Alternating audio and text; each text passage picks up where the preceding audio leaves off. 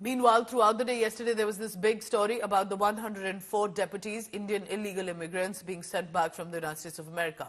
The BJP-led government of the centre is planning to bring a new immigration law in the country to create a structured system that ensures safe, organised, legal migration for Indians seeking jobs abroad. The new bill could replace the existing Immigration Act 1983. Sources inform India Today that these immigration laws will be made stricter.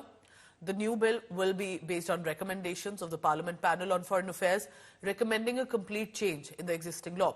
Remember how the Trump administration in the USA not only initiated a crackdown on all illegal immigrants from across the world, but also deporting for India first batch of 104 illegal immigrants.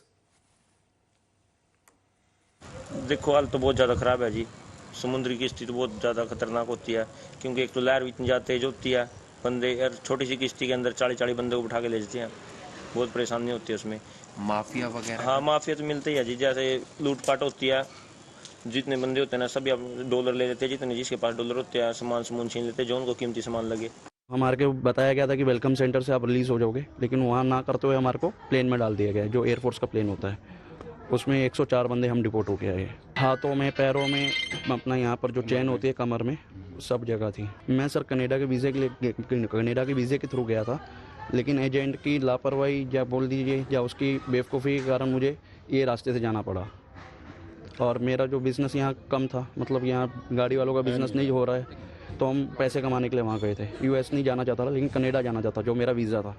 तक का ही है, बिना गल तो ਅਸੀਂ वापस आ गए। ਸਾਡੇ ਕੋਲ ਵੈਲਿਡ ਵੀਜ਼ੇ ਸੀ, ਅਸੀਂ ਲੀਗਲ ਗਏ।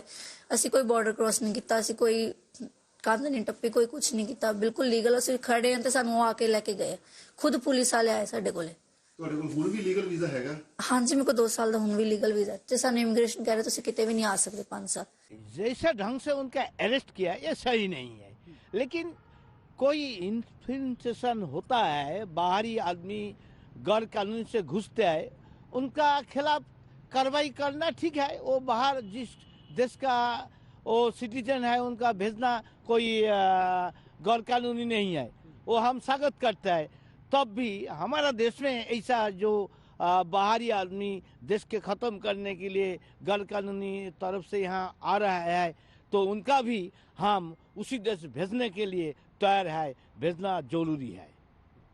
Mr. Jaishankar said that they've had a harrowing experience. They have been victims. They become prey to crimes. Why do they leave India? Because apparently they think that their conditions in India are worse. So what is the government doing to ensure that especially Indian youth, do not leave India to enter another country illegally?